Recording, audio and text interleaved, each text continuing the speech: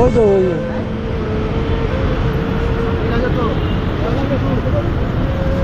155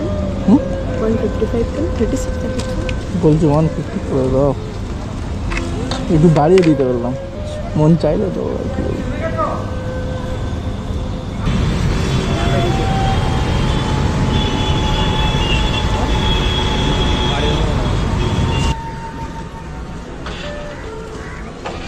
thank you भैया।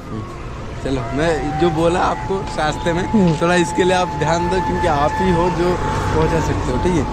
High guys, welcome to back to my YouTube channel. আশা করি তোমরা সবাই ভালো আছো। তোমাদের ভালোবাসা আজকে একটা নতুন ধামাকাদার ভিডিও নিয়ে চলে এসেছি। তো বন্ধুরা, আজকে হচ্ছে 1 এপ্রিল, ঠিক আছে। 1 এপ্রিলে আমরা সবাই জানি হলুদ প্লেট ছাড়া গাড়ি চালানো যাবে না। তো আজকে সকাল থেকে বেরিয়ে পড়েছিলাম, আর প্রথম ভাড়া পেয়েছিলাম আমাদের হচ্ছে হাওড়া শালিমা। তো চলো হাওড়া শালিমা থেকে কলকাতা সারা জায়গায় কোথায় কোথায় ঘুরলাম আর কোথায় কোথায় ভাড়া নিয়ে গেলাম সেটা দেখাবো। আর রাস্তার মধ্যে পুলিশ ধরছে না সেটা নিশ্চয়ই দেখাবো। তো অনেক ভাইরা আতঙ্ক আছে, কারণ হয়তো বেরোলে ভাই 5,000 টাকা কেস, ঠিক আছে, এই ভেবে অনেকে বেরোচ্ছে না। তো বন্ধুরা, আমি চলো ভিডিওটা দেখে নাও যে আমি সারাক্ষণে কোথায় কোথায় গেলাম আর সত্যি কি ধরছে সেটা পুরো ভিডিওটা দেখলে তুমি নিশ্চয়ই বুঝতে পারবে সত্যি ধরছে না মিচিমিচি। অনেক জায়গায় চেক হচ্ছে, আমি বলবো চেক হচ্ছে, কিন্তু ধরে কি বলছে সেটা জানতে হলে তাহলে পুরো ভিডিওটা দেখতে হবে। এখন 5:20 বাজে ভাই, 5:20 শালিমার স্টেশন প্রথম ভাড়া পেলাম।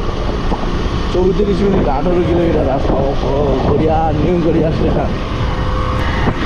এই যে আমাদের নিউ গড়িয়া স্টেশন, আর এখান থেকে ভাই আমাদের গড়িয়া থেকে তুলেছিলাম।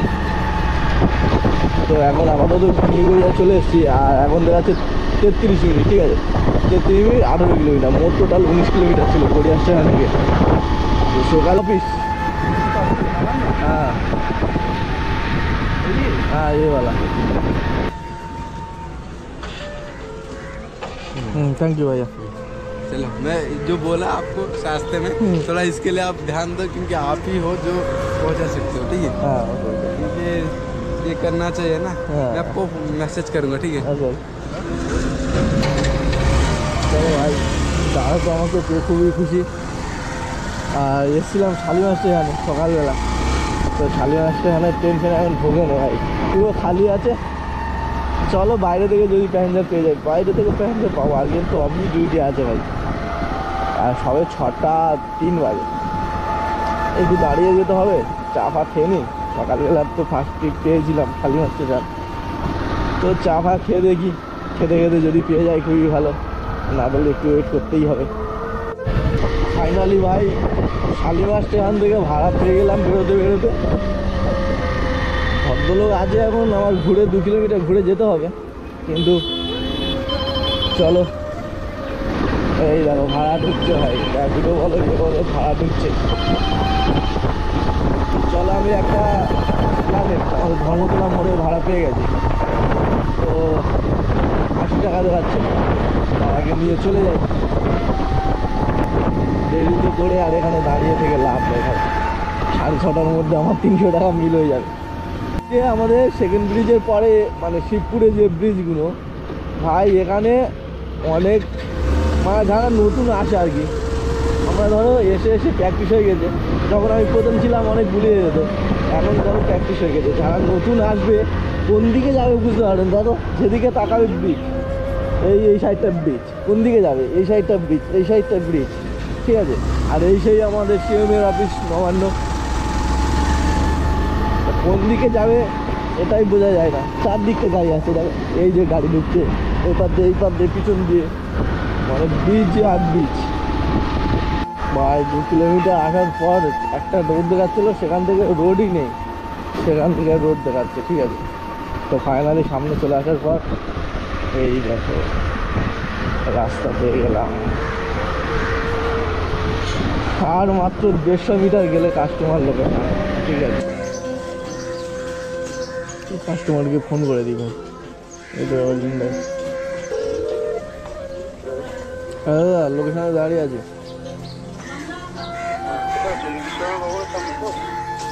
কি ভবন?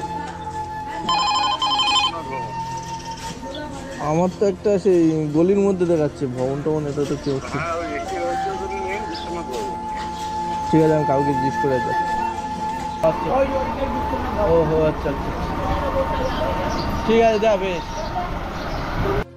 দিনের প্রথমে ভাড়াটা পেয়েছিলাম হাওড়া জেলা, তো শালিমার স্টেশনে ছাড়ার পর এখন হাওড়া থেকে ফিরে পেলাম রিটার্ন কলকাতা যাবে। এখন কলকাতা বলতে আমাদের বিবাদীবাগে, ওখানে দাদাকে ছাড়তে হবে। আমি দাদাকে পিছনে বসিয়ে নিয়েছি আর ফাইনালি আমাদের সেকেন্ড ব্রিজ টোল ট্যাক্স পার করলাম।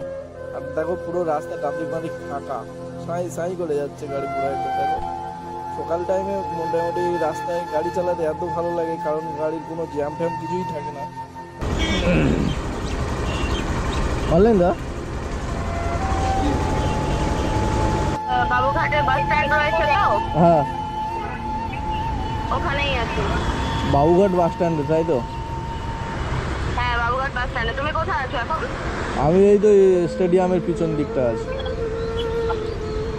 আচ্ছা ঠিক আছে, তুমি এইদিকেই চলে আসো না তাহলে। তোমার এই যে বাস স্ট্যান্ড আছে তো, বাবুঘাটের বাস স্ট্যান্ডের কাছে, কি আছে ওখানেই রয়েছে। কি আছে?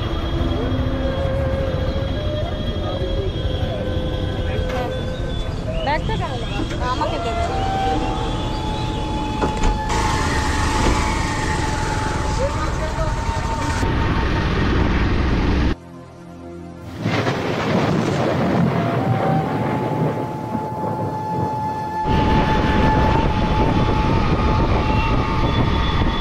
হ্যাঁ দাঁড়িয়ে আছি। হ্যাঁ ঠিক আছে, আমি এখন আসছি। ঠিক বলতে ঠিক আছে, আমি এখন আসছি। দেখি কোথায় আস।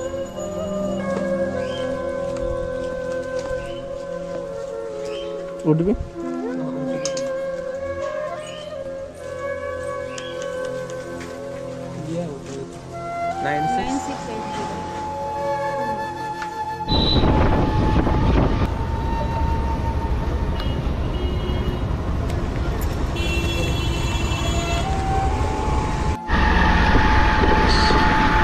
সেক্টর 5-এ নামানোর পর ভাই সেক্টর 2-তে ভাড়া পেয়েছি।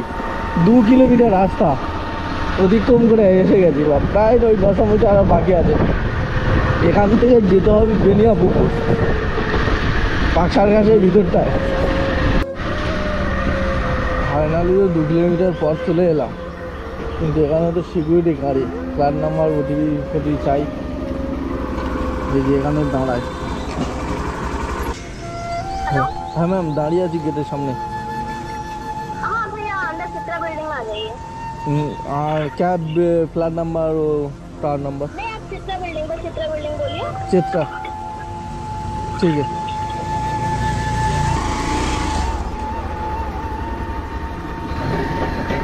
दा चित्रा बिल्डिंग बोल लो। हाँ हाँ हाँ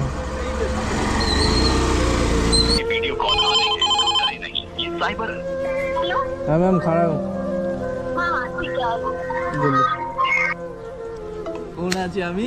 চিত্রা বিল্ডিংয়ে ভাই, সেক্টর 5-এর চিত্রা বিল্ডিং। আর এটা নিয়ে আমার 3টে ভাড়া ভাই, 4 নম্বর ভাড়া। আমি প্রথম ভাড়া 250 টাকা মেরেছিলাম, তো সেকেন্ড ভাড়া ফিরে 80 টাকা, থার্ড ভাড়া এইটা নিয়ে আমার 1 2 3 4, এটা 5 নম্বর ভাড়া ভাই।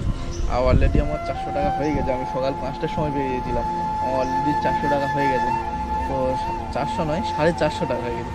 তো চলো এখন ম্যাডামকে নিয়ে যাব সেই আমাদের পাকসার কাছে চত্বরে। তো ওখান থেকে যদি পুনরায় আমি এখানে ভাড়া পাই তাহলে খুবই লাভ, কারণ আমার এখানে আসতে হবে। আমার 10টার সময়, তোমরা অনেকেই জানো যে ভাড়া আছে, এখান থেকে আমি ওখানে নিয়ে যাই।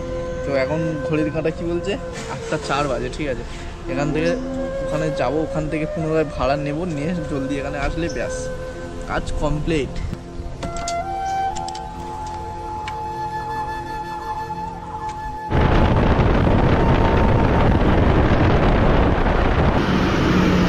स्कूल स्कूल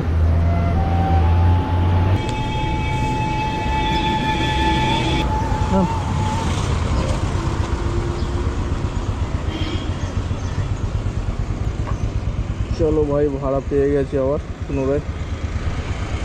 কতটুকু দেখাচ্ছে দেখি, 90 টাকা ভাড়া ভাই, 90 টাকা ভাই, অনেকটা ডিস্টেন্স। চলো কিছু করার নেই, এখানে ফোন করি।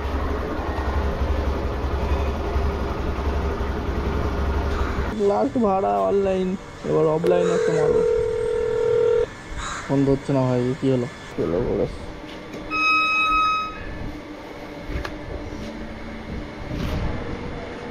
ঘুরিয়ে নেবো। ওইগুলি হয়তো যাবে না, অন্য হয়তো রাইড বুক করে দিয়েছে।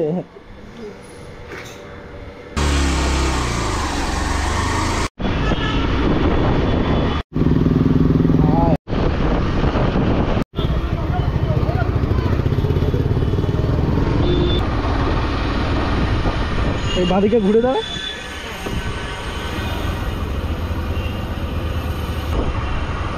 এখানে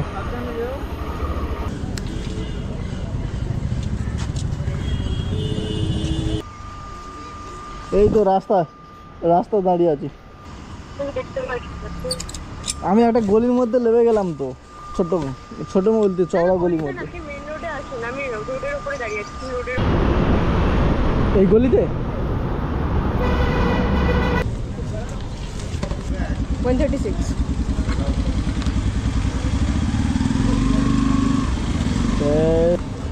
150 कर 155 কেন 155 কেন 36 বলছি 150 করে দাও, একটু বাড়িয়ে দিতে বললাম, মন চাইলো তো আর কি।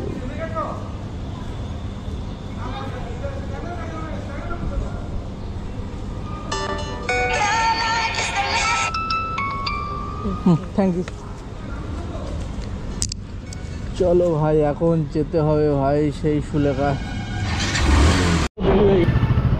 ভাই অ্যাক্সিডেন্ট হয়ে গেছে।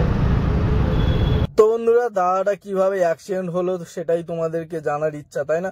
তো কিভাবে অ্যাক্সিডেন্ট হলো, দাদা মানে অক্লান্ত পরিশ্রম করার পরে হঠাৎ মাথা ঘুরে ভাই, মানে ভিআইপির দিক থেকে রুবি আসা যে গতিতে গাড়ি, ওই গতি সমেত এই ডিভাইডারের উপর উঠে গেছে বাঁদিকে, লেফটে ঘুরে গিয়ে পুরো বাঁদিকে হঠাৎ সেন্স কোনো কাজ করছিল না, মাথা ঘুরে গিয়ে পুরো ডিভাইডারের ধাক্কা মেরে পুরো ফোনটাও গেল, প্যাসেঞ্জারটারও হাতে চোট লাগলো। এই যে পিছনে দাদার এই সামনে যে প্যাসেঞ্জার, ওই প্যাসেঞ্জারটা ওনার ছিল, প্যাসেঞ্জারের আঘাত হয়েছে। আর দাদার তো পুরো একদম যেখানে সেখানে থেঁতে গেছে। তো এই কারণে আমি সবাইকে সচেতন করতে চাই, যে সকল ভাইরা দিন রাত রাস্তার মধ্যে পরিশ্রম করো, সেই সকল ভাইদেরকে জানাই আমার তরফ থেকে যে আগে নিজের শরীরটাকে ফিট রাখতে হবে ভাই। যাই করো আর নাই করো, আগে নিজের শরীরটাকে ফিট রাখো। জল হলে ভালো হতো।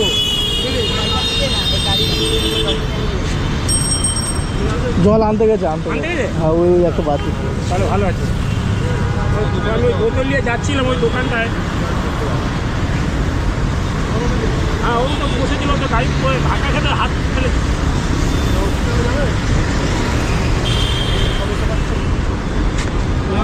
কথা বলতে পারছিল না। ना इनको हॉस्पिटल ले जाइए ना, गाड़ी को वो लोग চলে যাবে। এইসব যে পুড়ছিয়ে এইসব লেগেছে, খেতে গেছে সব। মানে